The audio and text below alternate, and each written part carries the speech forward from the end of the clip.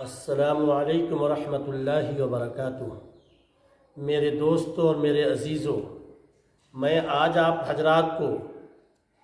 چند واقعات ایسے بتلانا چاہتا ہوں کہ اگر آدمی سچے دل سے اپنے گناہوں کی توبہ کرے اور اللہ کے سامنے روئے اور گڑ گڑائے تو چاہے اس کے گناہ سمندروں کے جھاگ کے برابر ہوں اور چاہے اس کے گناہ زمین اور آسمان کے درمیان جو خلا ہو وہ پر ہو گیا ہو اس کے گناہوں سے اور بھر گیا ہو، پھر بھی اللہ تبارک و تعالیٰ اس کے گناہوں کو معاف فرما دیتے ہیں۔ تو یہ میں چند واقعات جو آپ کو بتاؤں گا، انشاءاللہ تبارک و تعالیٰ آپ کا ایمان بھی تازہ ہوگا اور آپ کو جذبہ بھی پیدا ہوگا کہ اللہ تبارک و تعالیٰ غفار اور غفور ہے، اللہ تبارک و تعالیٰ رحمان اور رحیم ہے۔ اگر سچے دل سے اگر توبہ کیا جائے تو اللہ تبارک و تعالیٰ مومن بندے کے گناہوں کو معاف فرما دیتے ہیں۔ بلکہ صرف مومن نہیں بلکہ غیروں کے بھی گناہوں کو اللہ معاف فرما دیتے ہیں اگر وہ سچے دل سے توبہ کر کے اسلام کے اندر اگر داخل ہو جاتا ہے تو اللہ اس کے بھی گناہوں کو معاف فرما دیتے ہیں۔ تو میں بتاتا ہوں آپ کو، اللہ کے رسول صلی اللہ علیہ وسلم نے فرمایا، ایک گنہگار شخص تھا، اتنا زیادہ گناہ کیا تھا، اتنا زیادہ گناہ کیا تھا کہ اس کو اپنی گناہوں پر کی امید نہیں تھی کہ اللہ ہمیں معاف بھی فرمائے گا۔ اس نے اپنے بچوں کو نصیحت کی تھی کہ اے میرے بیٹو، اگر میری موت ہو جائے، اگر میں مر جاؤں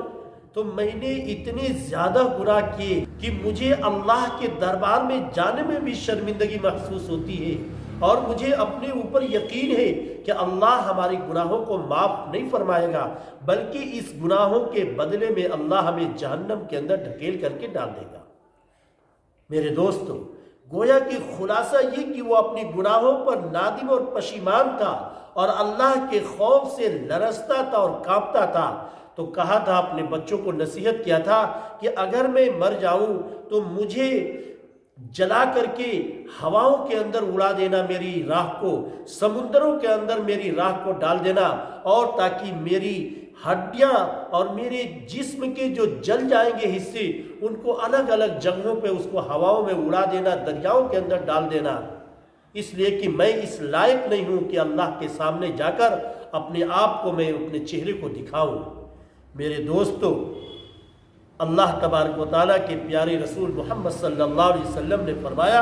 کہ جب اس شخص کا انتقال ہوا تو اس کے وصیت کے مطابق اس کے بچوں نے اسے جلایا، اور جلانے کے بعد اس کی راکھ کو کچھ لے جا کر کے سمندروں کے اندر ڈال دیا تاکہ بہہ کر کے کہیں اور چلے جائے، اور کچھ راکھ کو لے جا کر کے ہواؤں کے اندر اڑا دیا تاکہ اس کے راکھ جو ہے اس کے جسم کے حصے سب الگ الگ ہو جائیں اور ہواؤں کے اندر اڑ جائیں۔ میرے دوستو، اولاد نے وہ اپنے والد کے وصیت کے مطابق عمل کیا، چنانچہ جب ایسا ہوا تو اللہ تبارک و تعالیٰ نے دریاؤں کو اور جنگلوں کو اور سمندروں کو اور ہواؤں کو حکم دیا کہ اے سمندر اور اے جنگل، اے ہوا، تو اس کی راہ کو جمع کرو اور جمع کرنے کے بعد اس کے جسم کے ساتھ میرے پاس لے کر کے آؤ۔ میرے دوستو، ساری راکھ کو اکٹھا کیا گیا، اور اکٹھا کرنے کے بعد جب اس کی راکھ جمع ہو گئی تو اللہ تبارک و تعالیٰ نے اسے زندہ کیا، اور زندہ کرنے کے بعد ایک سوال کیا۔ وہ سوال کیا ہے اور اس کا جواب سنیے گا میرے دوستو۔ سوال یہ کیا اللہ تبارک و تعالیٰ نے کہ اے انسان، لما فعلت ھذا، تو نے ایسا کیوں کیا تھا کہ مرنے کے بعد مجھے جلا کر کے میری راہ کو ہواؤں کے اندر، جنگلوں کے اندر، سمندروں کے اندر اڑا دینا؟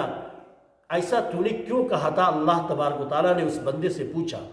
اس بندے کا جواب سننا میرے دوستو۔ اس بندے نے جواب دیا کہ اے الہ العالمین، اے غفور الرحیم، اے رحمان الرحیم، مجھے خوف یہ تھا، میں اپنے آپ کو سمجھتا تھا میں اس لائق نہیں ہوں کہ اللہ تیرے سامنے کون سا منہ لے کر کے آؤں، کون سی نیکی لے کر کے آؤں۔ اس لیے میرے دوستو، اس خوف کی وجہ سے میرے دوستو میں نے اپنے بچوں کو حکم دیا تھا کہ مجھے جلا کر کے میری راکھوں کو ہواؤں میں اڑا دینا۔ عربک میں اس نے جواب دیا تھا، قال من خشیتک یا ربی، کہ اے اللہ میں نے تیرے ڈر کی وجہ سے، تیرے خوف کی وجہ سے ایسا کیا تھا۔ اللہ تبارک و تعالیٰ تو بندوں کے گناہوں کے معاف کرنے کا طریقہ ڈھونڈتا ہے میرے دوستو۔ اس نے اللہ تبارک و تعالیٰ کے سامنے جب رو کر کے گڑ گڑا کر کے یہ بات کہی کہ اللہ تیرے خوف کی وجہ سے میں نے ایسا کیا تھا، تو اللہ تبارک و تعالیٰ نے فرمایا فغفر لہ، اے انسان سن لے، اگر تو نے میرے خوف کی وجہ سے، میری ڈر کی وجہ سے ایسا کیا ہے تو جا، میں نے تیرے گناہوں کو معاف کر دیا اور سارے کے سارے گناہوں کو ختم کر دیا اور تمہیں جنت کی بشارت دے دی میں نے۔ اس لیے میرے دوستو، اگر سچے دل سے ہم توبہ کرتے ہیں تو اللہ ہمارے گناہوں کو ایسے ہی معاف فرما دیتا ہے۔